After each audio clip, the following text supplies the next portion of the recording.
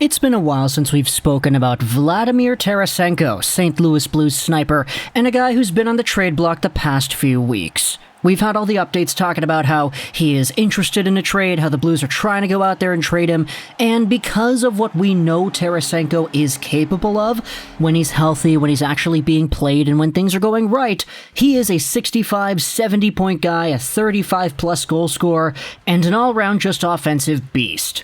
The previous few seasons, though, been kind of rough for Tarasenko. Up and down with injuries, not playing all too much, coming back in the bubble, not really doing all too well, and then you had the entire surgery thing that was a problem this year with the St. Louis Blues and their medical staff.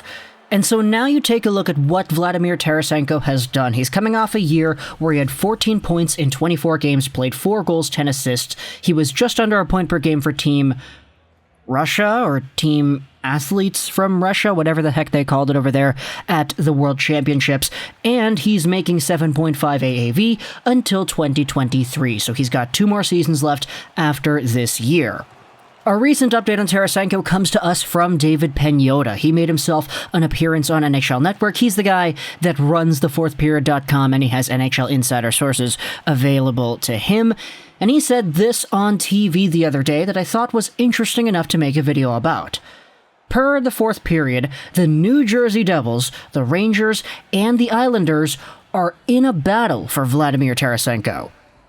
Pagnotta adds that there has been progress on a trade. Now, Kyle Canilo here, the guy who tweeted this out, says that this was said on NHL Network, and he actually has the video attached to it as well, because some people were kind of skeptical. But that's kind of the rumor we're going about here. The fourth period, David Pagnotta saying it himself, that the Islanders, the Rangers, and the Devils are all kind of in a battle here. It's a bidding war going on for the St. Louis sniper. And what I wanted to do here was just kind of highlight my thoughts on each of these 3 teams, what they could do in a Tarasenko trade, and how a guy like Tarasenko would actually benefit their squad. I'm going to start off with New York here, the Rangers I mean, because this one, you know what, it makes sense when you isolate it. Tarasenko to New York, playing with Panarin, having that Russian connection there. Maybe get a Jack Eichel too, so you can play Panarin, Tarasenko, and Eichel on a line. That would be absolutely fantastic, but of course that's not going to happen. The biggest thing, though, with New York, is the fact that they literally just went out there and traded Pavel Buchnevich for Sammy Blais a few days ago. That trade was one where you saw the big sniper who could put in goals and do really well on the wings get traded for a bottom 6 player who brings physicality. We then saw Ryan Reeves get acquired. We saw the entire thing go on with all the other big bodies that they got. And the Rangers, sure, they're trying to fill out a certain style of mold, but they explicitly decided earlier on in the month, last month actually, yeah, it's August already, my goodness, that they were going to trade away a player whose profile is that of probably like a discount Vladimir Tarasenko for another one of these big hulking guys. If you really were going to get Tarasenko, you should have included Buchnevich in that kind of trade. Sure, the Blues are going out there maybe with a bigger incentive because, oh, we already got Pavel Buchnevich. We don't need this Tarasenko anymore. We can trade him to New York where Buchnevich came from. But if that's the case, then it's like, okay, why didn't you just make the trade a few days ago then? Back when you made the Buchnevich trade. Right? Like, it would have made a lot more sense, in my opinion, to connect those 2 individual ideas into the same trade, not to do them separately, because, I mean, one of the trades, Buchnevich for Sammy Blais and all that, it was, yeah, the value doesn't really align there, in my opinion. Either way, though, let's talk about the other teams involved in these Tarasenko discussions. The New York Islanders are an interesting one, because everybody's talking about Lou Lamoriello. He's going out there doing what it is that he wants to do, and we know that when Lamoriello wants a player, he gets him. So, for the Islanders, you know, it would be really cool seeing them acquire a Tarasenko to try to finally get over that 3rd-round hump, get into the finals for the first time since I don't even remember the last time they made the finals, but you know what? They've been making it so close the previous few years over and over again just to be taken out. So maybe a number 1 sniper like Tarasenko when he's healthy could be what they need. you do go ahead and question, okay, what exactly would the return be in a situation like this? Okay, you're trading for Tarasenko. What would you give up if you're the Islanders? And you know what? I'm not going to pretend to be some New York Islanders expert or whatever. I'm really not too sure what they would be comfortable with giving up. I know prospects are probably on the table. Draft picks are probably on the table as well, because you would probably like to have that short-term success while you have all the guys in the squad here. You just lost Jordan Eberle to the expansion draft, so it would be nice to get a little bit of a redemption tour over here. But either way, you know, the Islanders are probably the team that I think could benefit the most from a guy like Tarasenko, because they play really defensively and they strike so seldom in the offensive zone. They really rely on their ability to shut down opposition and whatnot. So if they could get some added goal scoring, I think it would really benefit them in a nice way. Having Tarasenko and Barzal, man, that sounds like a really good pairing to me. But you know what? It's not even just Barzal. They've got a really good deep lineup throughout, and having Tarasenko with any of these guys, I think, could be a really nice addition. You could give him sheltered minutes, and it would honestly be pretty fine. You save him only for the offensive zone starts and the power plays or whatever, and just expect him to score 30, 35 goals and be good with it.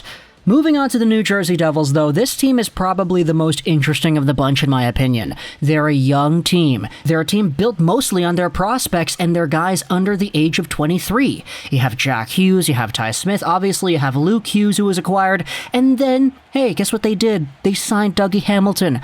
Big fish. The biggest of all fishes out there. I like Pike. He went out there to New Jersey. He's on that squad now too. They're making the transition from a rebuilding, fourth overall caliber team to one of competitive status. And if you get Vladimir Tarasenko out there getting set up by Jack Hughes of all people, you could have yourselves a really good just reinvigoration project right here. Give Tarasenko the most dynamic and most, lethal offensive playmaker that he has had in a while. Not to disrespect anybody on St. Louis, but I think Jack Hughes and the long-term potential of this guy, with his vision, with his passing, with his skating, the way he gallops across the ice in the offensive zone, this could be a really good complement to the on-the-stick, off-the-stick style that Vladimir Tarasenko plays. Honestly, just from the point of view of me looking at hockey and seeing the teams in the NHL and being like, which team do I think would be more entertaining with Tarasenko on their squad? I think it's New Jersey, bar none. New Jersey giving Tarasenko the keys to the car. I know he might not get the captaincy. Nico Hischier, unless he's traded in a Tarasenko trade, would probably still be there, and you're not going to take away the captaincy from a guy who just got it. But Tarasenko, man, he's going to be given that leadership role because he's going to be the older guy on the team. He's going to be the guy that knows what it takes to win. He's a literal Stanley Cup winner. Imagine Jack Hughes and Nico Hischier and Luke Hughes and all of them building off of that experience and getting that guidance. Tarasenko could be like the father figure in that locker room. And because of the youth, because of the fact that they already have other players that could use that kind of development, I think it's really nice to have a guy like Dougie Hamilton coming in, maybe have another Tarasenko in here as well. They could really become quickly sooner rather than later. And I made a video about this a year ago as well, speaking about how I'm really excited for the New Jersey Devils and what it is they have in store for their fans, because I'm such a big believer in all the young guys that they have, because they've been doing a pretty good job drafting. Obviously, the high draft slots help out, but they're still doing all that.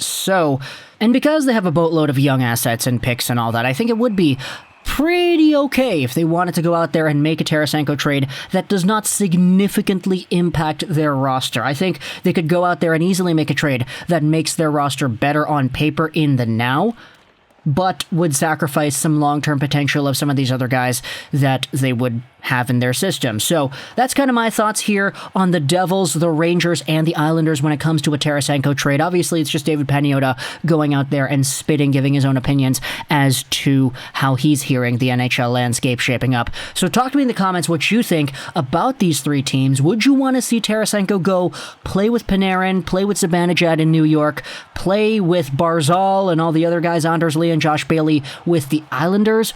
Or would you like to see the addition of a Tarasenko to a team that has gotten Dougie Hamilton in the offseason and that is primarily, aside from Dougie Hamilton, a fairly young team? Talk to me in the comments what you think. I hope you enjoyed this video. Rolls 99.